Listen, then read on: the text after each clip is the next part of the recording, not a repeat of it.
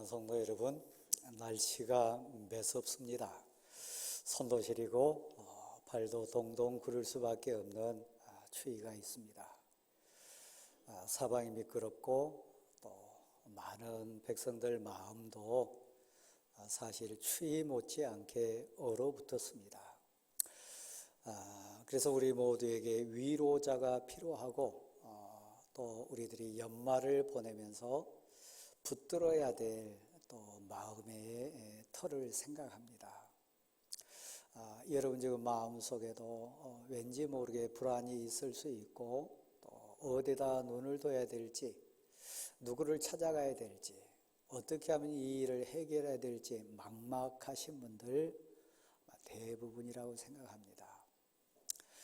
세상 사람들 마음도 그렇고 예배드리는 우리들도 역시 그런 것 같습니다. 방송실 한번 도와주셔서 어제 그런 가운데 우리 교회에서 지역 주민을 위한 힐링 콘서트를 열었습니다.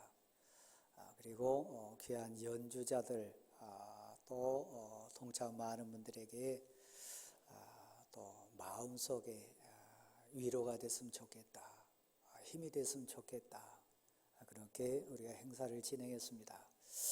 한번 틀어주십시오.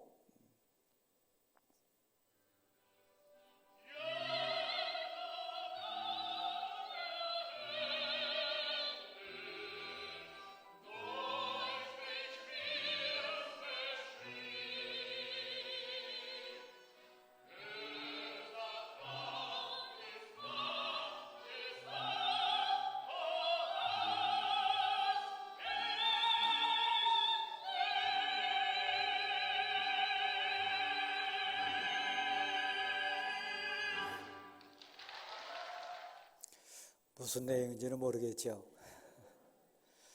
근데 주제는 거기 참여한 많은 사람들을 위로하고 힘을 준다고 하는 취지입니다.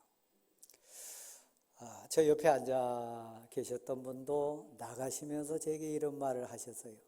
교회 오니까 참 좋다, 포근하다, 교회 오니까 마음이 편하다. 연주자들은 다 나름의 전문 연주를 했지만 목사인 제 마음속에는 양쪽 십자가 불이 켜져 있었고 앞에 성탄나무가 반짝거리고 있었기 때문에 말로는 표현 안 했지만 소원은 그거였습니다.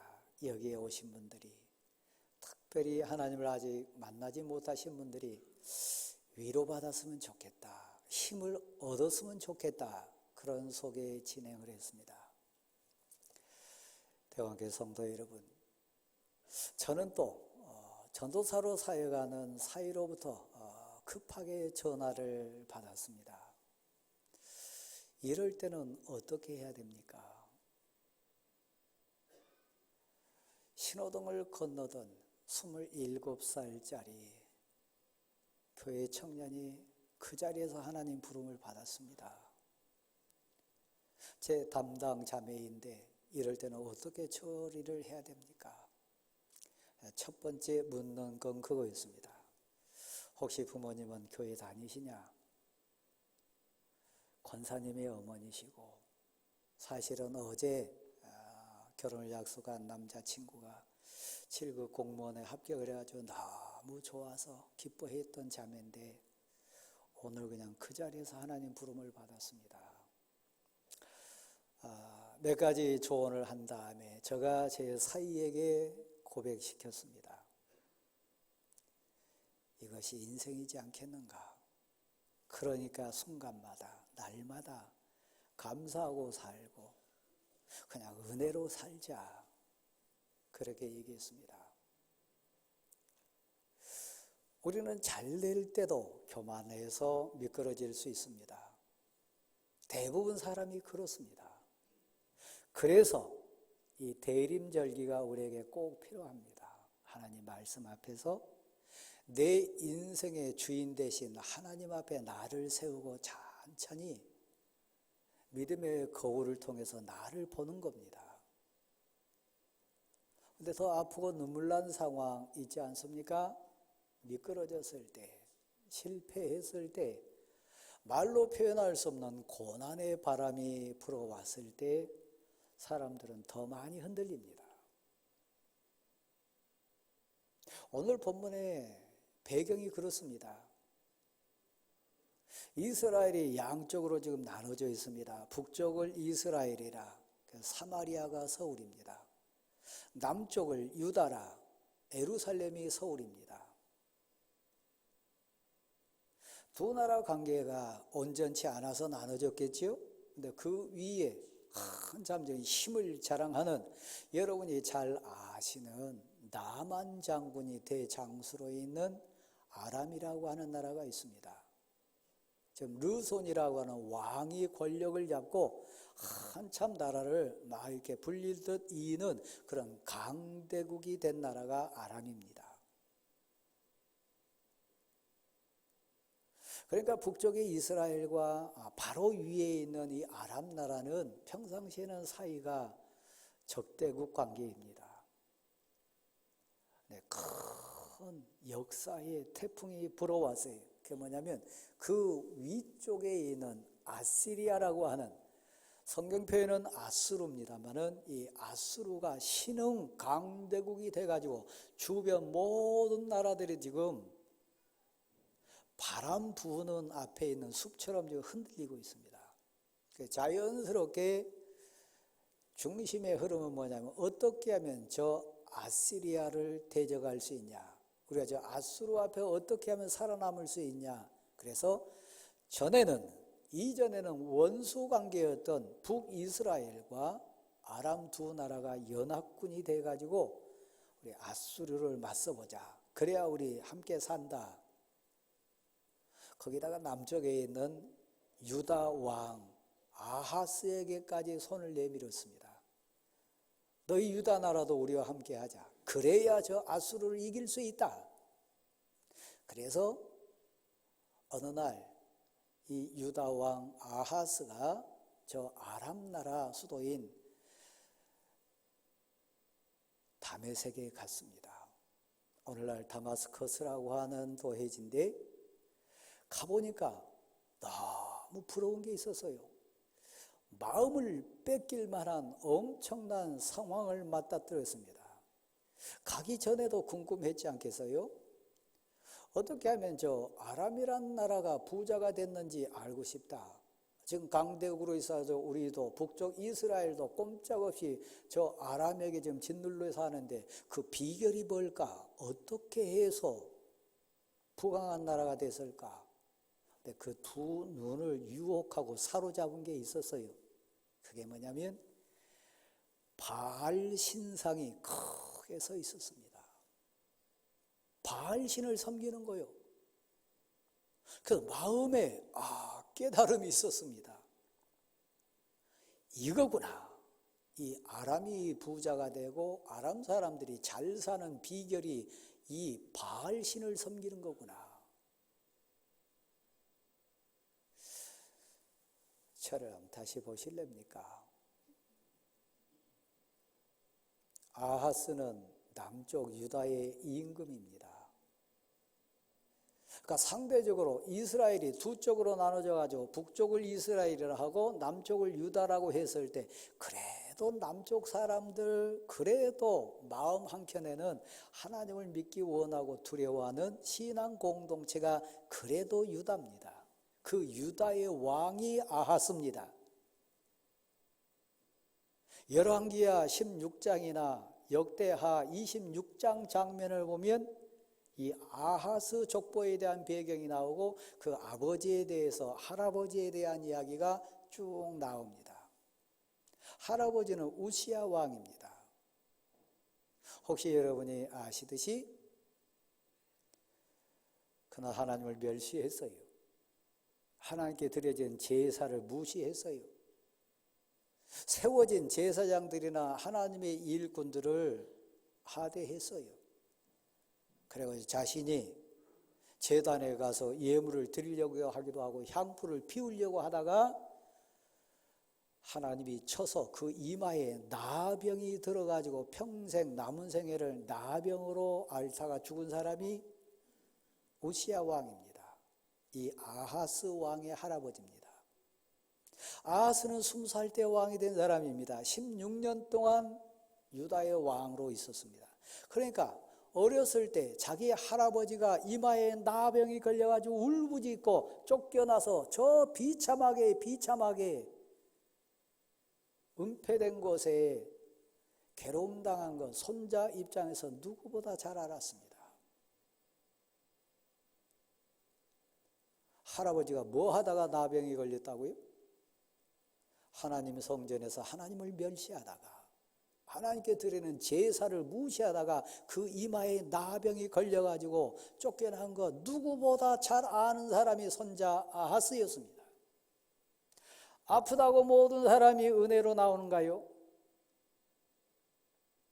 극한 고난 가운데 있으면 모두가 새 사람 되나요?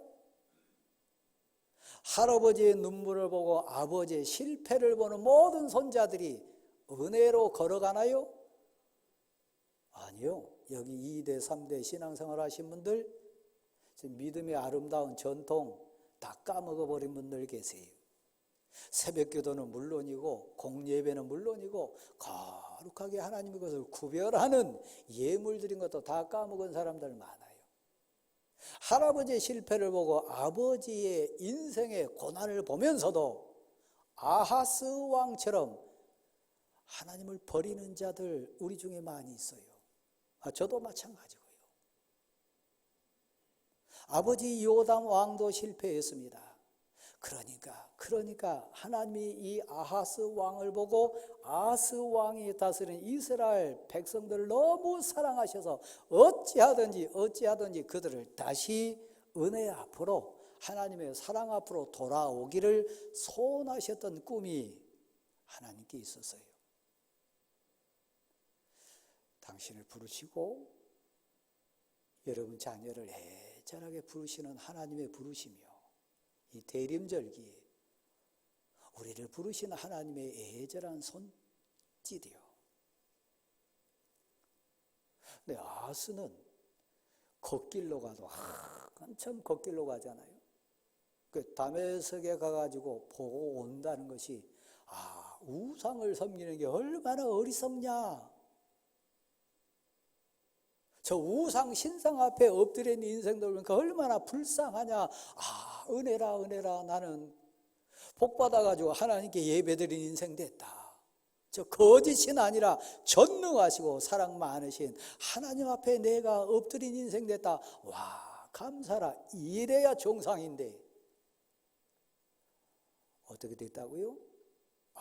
이 나라가 잘된 것, 이 나라가 막 힘을 얻는 것이 저 바알 신을 섬기고 우상 앞에 절하는 것이구나. 그래서 예루살렘에 있는 우리아라고 하는 제사장에게 급전을 보냅니다. 내가 도착하기 전에 우리나라에 있는 모든 역량 다 동원해가지고 일꾼들 다 동원해가지고 예루살렘에다가 바알 신상을 만들라.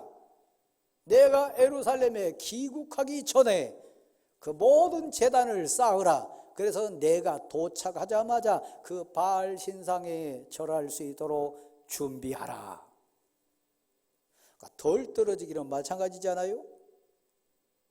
아하스 왕이 그런 유다의 왕임에도 불구하고 곁길로 갔던 책임성을 따진다면 그 당대의 제사장들 책임 아닐까요?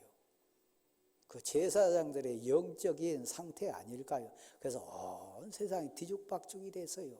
그 왕의 그 제사장이고 그 제사장과 더불어 사는 왕의 모습이 그렇게 지금 뒤죽박죽이 됐다는 얘기입니다. 그래서요, 예루살렘에 있는 우리아라고 하는 못된 제사장이 왕이 도착하기 전에 예루살렘에다가 그 거룩한 성에다가 바알 신상을 세워놓고 바알 제단을 쌓았습니다. 슬프게도요, 예루살렘에 도착하자마자 바알 신에게 제사를 드립니다. 자기 아들 중에 하나 잡아다가 불 속을 걸어가게 만듭니다. 잡아서 제물로 삼습니다. 얼마나 악한 일이고 안타까운 일입니까? 절 보세요.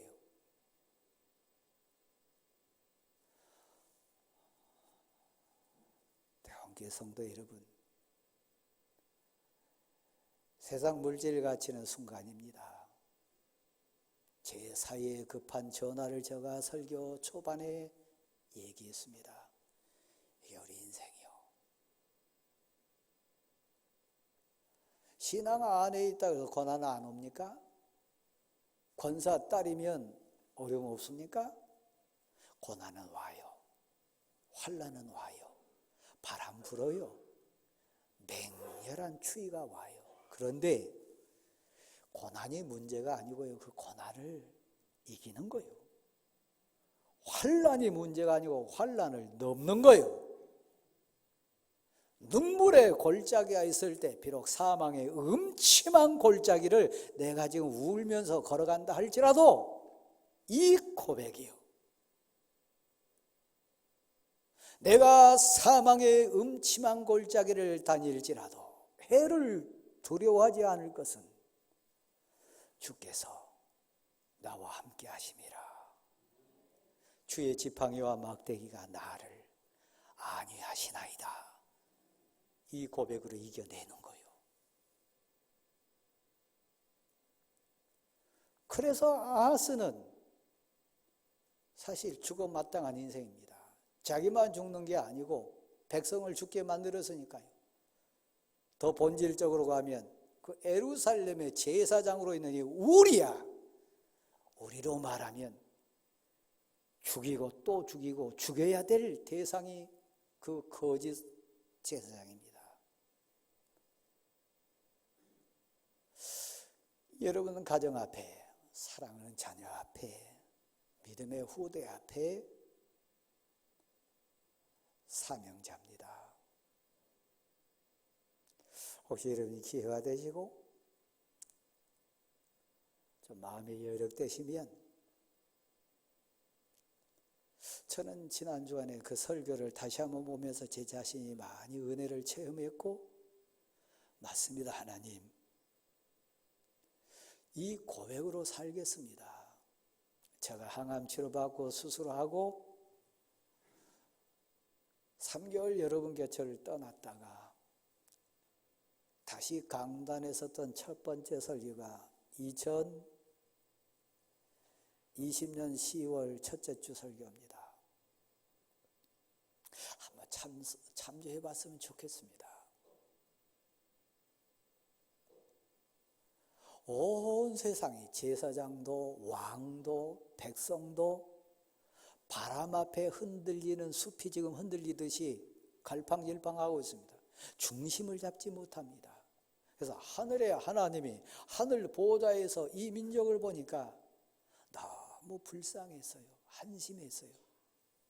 그래도 사랑의 하나님이시니까 그들을 살리기를 소원했어요. 그들을 구하시기를 소원했어요. 한 사람을 찾습니다. 오늘 본문 바로 앞에 있는 이사야 6장 내용입니다. 하나님의 사람 이사야를 부릅니다.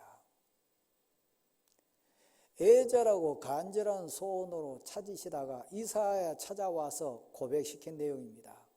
아주 방황하는 인생들, 자기 아들을 불 속으로 걸어가게 만들고 제물로 삼고 저 거짓 바알 신상 앞에 예배를 드리고 세상 물질에 현혹돼 가지고 온 나라가 뒤죽박제되어 있는 저 상황을, 저들을 놔두면 다 죽는데, 놔두면 온 백성이 지금 죽음으로 가는데 누가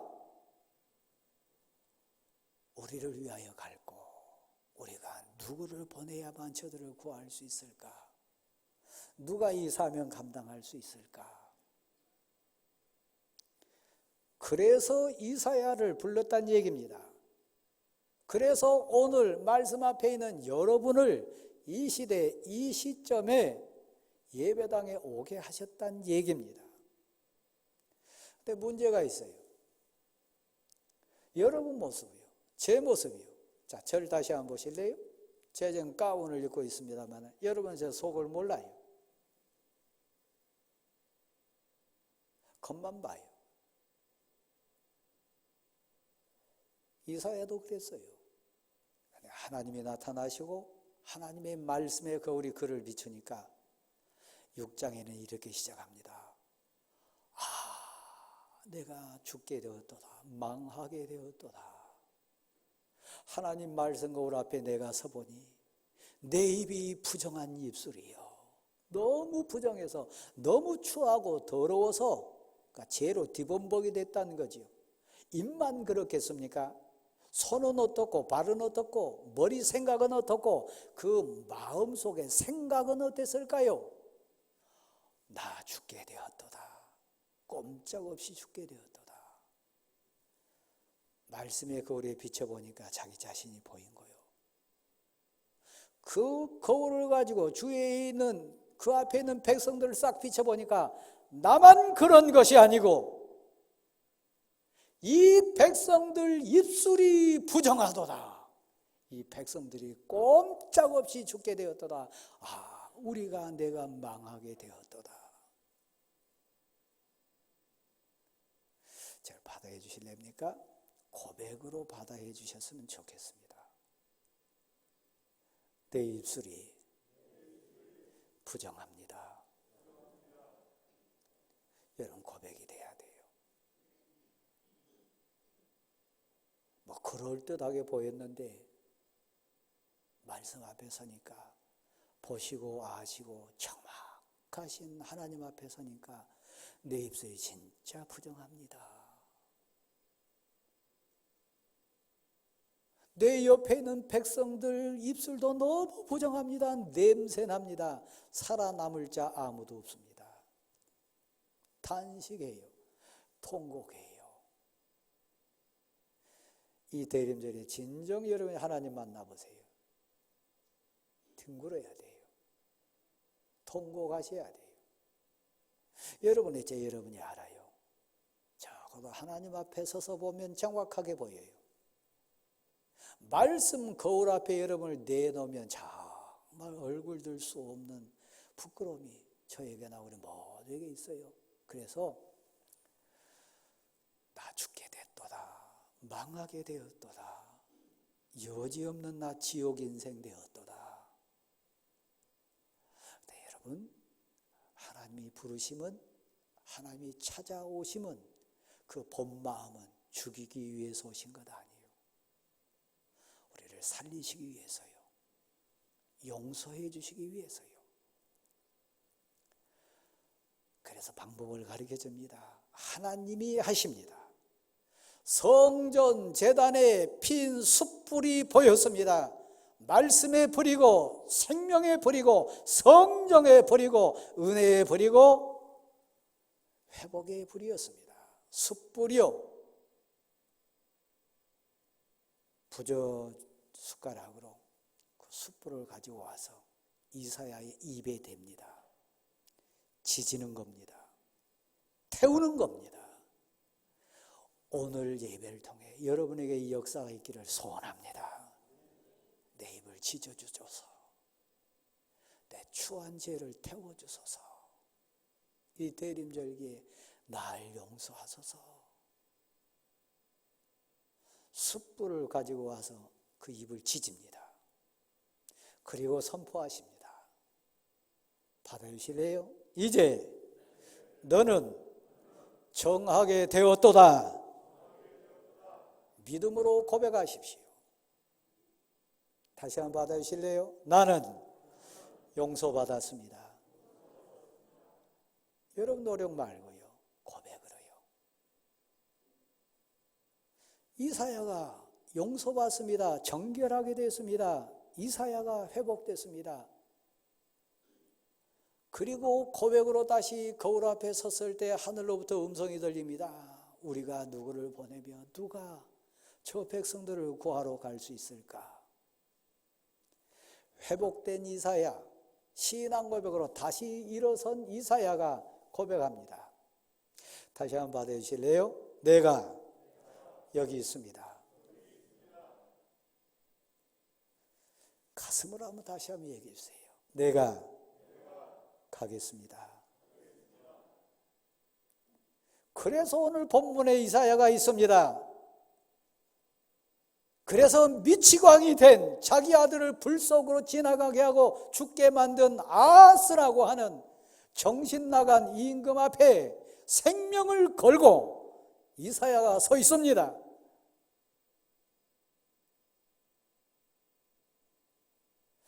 지금 아하스 왕은 너무 겁이 나가지고 바람 앞에 지금 나무가 흔들리듯이 그 마음이 흔들려요. 백성들도 마찬가지, 방법이 없어요. 그래서 고작 찾아 나서고 해결하려고 했던 게 뭔지 아세요? 오늘 본문에 등장해요. 저 아람 군대와 북쪽 이스라엘 군대가 연합군으로 쳐들어오면 우리 꼼짝없이 죽는다. 그런데 지금 시대도 마찬가지입니다만 그 당대 시대의 전쟁의 핵심 키가 뭐였냐면 물이에요. 물길 막히면 우리 꼼짝없이 죽는다.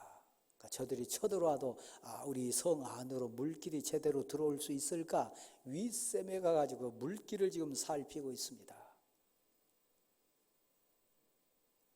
하나님이 아하스 왕에게 주셨던 내용은 그거예요. 아수르가 아무리 지금 불꽃처럼 일어나고 저 북쪽 이스라엘 베가 왕과 저 아람의 르손 왕이 연합군을 해가지고 너희를 쳐들어온다 할지라도 이스라엘을 유다를 쳐들어온다 할지라도 겁내지 마라. 나 하나님 여호와가 너희를 지켜주리라. 하나님을 신뢰하라. 하나님이 보호해 주겠다. 너는 나를 믿으라. 이게 하나님의 주문이었어요. 그런데 왜 여러분 북쪽 이스라엘 베가 왕과 아람의 르손 왕이 연합군을 형성해가지고 유다를 쳐들어왔나요? 소문에 들리니까 저 유다 왕 아하스가 저 북쪽에 있는 우리 앞쪽에 있는 아시리아하고 내통을 해가지고 한통속이 됐다는 거예요. 그러니까 북쪽 이스라엘이나 아람 입장에서 보면 남쪽 유다가 뒤에서 치는 꼴이 되니까 전쟁을 하기 위해서는 먼저 해야 될 일이 뭡니까? 뒤에 있는 저 유다부터 해결해야 돼요. 그래서 연합군으로 지금 쳐들어오게 된 겁니다. 사랑하는 대왕교회 성도 여러분, 이런저런 소식 들릴 수 있어요. 이런저런 상황이 여러분을 두렵게 하고 겁나게 하고 불안하게 할 수 있어요. 이사야가 아하스 왕 앞에 서가지고 외치는 얘기입니다. 저들을 두려워하지 마라. 무서워하지 마라. 하나님의 말씀이다. 저 아람 왕 르손과 북쪽 이스라엘 왕 베가는 두 부직갱이에 불과한데 타다가 꺼진 연기 펄펄 휘날리고 있는 두 부직갱이에 불과하다. 그냥 겁내지 마라. 나는 하나님 여호와니라. 널 지킬 거다. 굳건해라. 흔들리지 마라. 하나님을 꽉 붙들고 버텨라. 대림절기를 살아가는 사랑 성도 여러분, 고난이 있잖아요. 두렵잖아요. 지금 겁나잖아요. 하나님을 붙드세요. 하나님을 신뢰하세요. 꽉 하나님을 붙드시고 굳건하시기를 간절히 소원합니다. 그 말을 못 믿었어요. 아하스가요. 오늘 설교하는 제가요. 여러분이요. 그래서 하나님이 극단의 조치를 하나 하는데 이런 내용입니다. 너 구해라. 저 아래쪽 깊은 지옥 상황과 같은 죽을 것 같고 힘들고 숨 못 쉴 것 같은 처절하게 실패해가지고 부끄러운 저 깊은 지옥 같은 상황에 있다 할지라도 거기서 한번 구해봐라. 신앙은 체험입니다. 믿음은 간증입니다. 거기서 한번 꽉 붙들고 그 간증으로 체험으로 붙들고 일어서 봐라. 여러분 가운데 지금 지옥과 같은 저 아래 내 인생의 가장 깊은 곳에 떨어진 분 계십니까? 건강이 됐든 물질이 됐든 관계가 됐든 도저히 소망 없는 저 아래 계신 분 계십니까? 그곳에 있다 할지라도 하나님께 구해봐라. 뭐요? 절 보세요. 간증거리, 하나님의 살아계심, 하나님의 능력, 하나님이 내 하나님 대신 그 표징을 구해봐라. 그 표징을 체험하고 간증거리 붙들고 이 고난을 이겨봐라. 깊은 저 아래 지옥 같은 상황에서라도 그 표징을 구해봐라. 또 너가 신령하고 도저히 사람의 상식이나 논리나 세상 지식이나 세상 가치로는 설명이 안 되는 저 위의 가치, 하늘가치, 신비하고 영광스러운 신앙의 가치, 그거 한번 신비하다, 희한하다. 아무리 생각해도 이건 하나님이 하시지 않으면 안 될 일이다. 야, 이건 하늘의 가치고 하나님이 하신 일이다. 그 높고 높은 곳에 그 표징을 한번 구해봐라. 여러분과 지금 죽음 가운데서 그 표징 붙들고 일어선 분 계세요. 여러분 가운데 희한하다, 신비하다, 이건 도저히 설명이 안 되는 신앙의 영역이다. 야, 이건 높이 있는 하늘같이다. 그런 분 계세요. 그런 고백해야 할 거예요. 자, 한번 받아주실래요? 하나님이 살아계십니다. 다시 한번요. 하나님은 전능하십니다. 이걸 체험해 보니까요. 왜 체험을 주시기 원하세요? 왜 표징을 구하라고 하세요? 그거 붙들고 일어서라고요. 제가 일부 예배도 말씀드렸습니다만은 좀 냉정해 보세요. 솔직해 보세요. 진실해 보세요. 오늘 본문에 등장하는 아스는 거짓됐어요. 아스 왕은 가증스러웠어요. 하나님, 제가 하나님을 믿는 백성 유다의 왕입니다. 근데 어찌 감히 제가 하나님께 증거를 구하겠습니까? 제가 어떻게 하나님을 시험하겠습니까? 내가 하나님 믿는 백성이고 성전에 사는 백성이고 내 옆에 제사장도 있고 수많은 선지자가 있는 예루살렘 성 안에 사는 왕이 납니다. 그런데 내가 어떻게 하나님을 시험합니까? 내가 하나님을 어떻게 표징을 구하라고 하십니까? 나 하나님의 사람 맞습니다. 입으로는 그럴싸해요. 나 권사인데요. 나 장로인데요. 나 목사인데요. 나 2대 3대째 신앙인데요. 어떻게 내가 하나님을 시험합니까? 어떻게 하나님께 내가 그 증거를 내놓으라고 합니까? 입으로는 그럴싸해요. 내 가증스러운 거예요. 사사기 6장부터 8장을 꼭 읽어보십시오. 하나님의 사람 기드온이 있습니다. 미디안에게 꼼짝없이 민족이 지금 속박당하고 죽을 상황입니다. 그 지파는 가장 약한 베냐민 지파입니다. 어느 날 천사가 와가지고 이 기드온에게 요구합니다. 너가 저 미디안을 물리쳐라. 이 민족을 구해내라. 너 할 수 있다. 그랬을 때 솔직한 기드온은 이렇게 고백했어요. 나는 가장 약한 지파입니다. 내게는 힘이 없습니다. 다 무서워가지고 떨고 있고 숨는데 내가 누구라고 미디안에서 이스라엘 구해낼 수 있습니까? 나 못합니다. 또 말씀했어요. 너 거룩한 사람이다. 너 귀한 인생이다. 너 할 수 있다. 큰 용사여, 여호와 하나님께서 너와 함께 계시도다. 하나님의 말씀이 임했어요. 너 큰 용사다. 여호와 하나님이 너와 함께 하신다. 그러니까 말씀은 맞습니다. 그런데 제 마음속에 믿음이 안 생깁니다. 제게 불신이 있습니다. 한 번만 용서하시고 제게 표정을 주세요.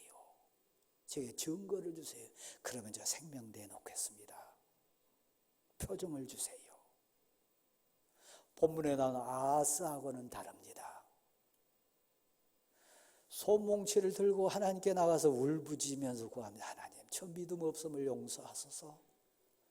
이 불신을 용서하소서. 그러나 저도 헌신하고 싶습니다. 저도 나라를 구하고 싶습니다. 저도 일꾼 되고 싶습니다. 그런데 제 마음에 믿음 없습니다. 그런데 제게 용기가 안 납니다. 그러니까 표정 주세요. 이 솜뭉치가 있는데 이 솜뭉치에만 이슬이 가득 내리고 온 사면은 바짝 마르게 도와주십시오. 용서하소서, 용서하소서. 믿음 없어서 하나님께 표징을 구합니다. 믿음이 없어서 하나님께 증거를 구합니다. 그러나 저에게 믿음 주신 제 생명 내놓겠습니다. 하나님 응답하셨어요. 그를 불렀으니까요. 다시 한번 받아주십니다. 큰 용사여, 하나님이 함께 하신다. 첫 번째 증거가 왔잖아요. 근데 저 모습이요, 여러분 모습이 너무 부끄러워요. 하나님, 그래도 믿음이 안 생깁니다. 그래도 용기가 안 납니다. 나 집사인데 신앙생활 수십 년 했는데, 나 목사인데, 설교하는 목사인데 그래도 믿음이 안 생깁니다. 일하고 싶으나 헌신하고 싶으나 그래도 용기가 안 납니다. 그러니까 이번 마지막 한번 다시 한번 보여주세요. 하나님 몽둥이 들어가지고 때리셨나요? 하나님 비난하셨나요? 그 마음 하셨어요. 다시 한번 합니다.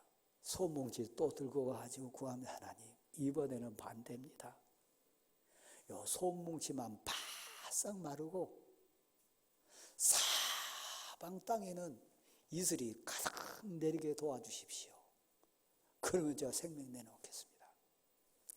저를 보세요. 여러분, 이제 한 발만 들여놓은 사람이 있어요. 갈팡질팡하는 사람이 있어요. 아들 앞에 딸 앞에 부끄럽게 권사인데 장로인데 목사인데 이러지도 저러지도 못한 이중 삼중에 지금 고난받으신 분이 있어요.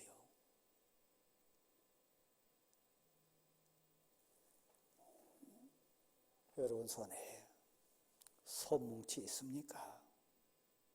첫 번째 증거까지 봤습니까? 그럼 2번도 봐야 되겠습니까? 그래도 하나님은 탓하지 않고 기도원에게 보여주셨어요. 진짜요.